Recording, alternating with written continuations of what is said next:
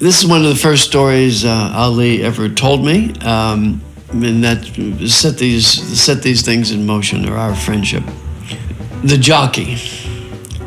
One day, Ali and I were sitting around shooting the breeze, telling stories and drinking beer. The topic drifted to the natural beauty of the hills and mountains around Knoxville. Ali said he loved getting out into the mountains, like he had done one day with me and Herbie when we'd gone hiking in the Smokies. But he added in his drawl, "Bill, I don't like going out to redneck areas around the South. It makes me too nervous." "Well, sure, Ali, but it's not as though you're going to drift into a cement block bar in Cock County or anything by mistake." "No, Bill, but I don't even like going out Chapman Highway. In fact, that reminds me of a story." Ali had many stories. "There was this friend of mine," says Ali. "He was a white guy I was buying my weed from. One day he asked me if I wanted to go with him on the buy. I said, sure, where to? When he told me it was out Chapman Highway, I changed my mind quick. I said, no way, man. But he convinced me it would be okay. We'd just stop into this one house a block off the highway, pick up the weed, and be on our way in a few minutes. I said, well, okay, I guess so. But I was still pretty uncomfortable with the whole idea. Anyway, he was driving this late model Lincoln with fancy hubcaps. It was a pimp mobile if I ever saw one. I kept my profile down all the way out Chapman Highway. I don't even like the idea of the people who live out there seeing a black guy cruising around their neck of the woods. We got to the house, and he said I should come on in.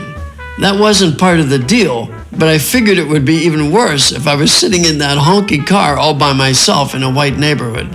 So damn it, we went in. Turns out they were real nice people. We sat around smoking some weed and drinking some beers for a while. When it got time to go, we said our goodbyes and got in the car. It was dusk. I was happy we were heading back in the dark. My friend pulled out of the driveway and started down the street. Then he suddenly stopped the car, jumped out, and I thought, what the hell is he doing?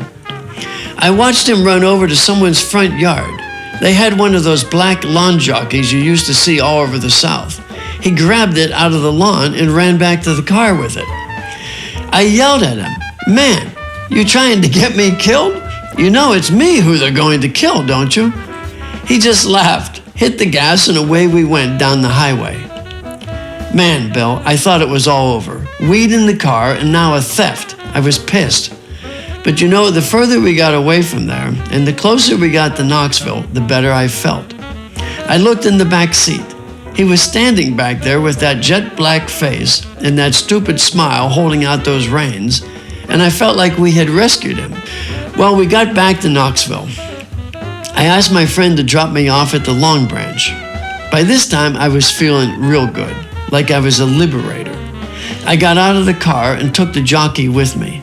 I composed myself and walked into the Long Branch with him under my arm. When I hit the door, everyone looked up to see me, expecting my usual loud entry. I didn't say a word and didn't crack a smile. Everyone was looking at me. There wasn't a sound. I walked over to the bar, stood the jockey on the bar, and said, I'll have a PBR, and get one for my friend, too. That's how it was the whole night, too, Bill. No one asked me a thing. I just drank the whole night there with that full beer sitting in front of that damn jockey.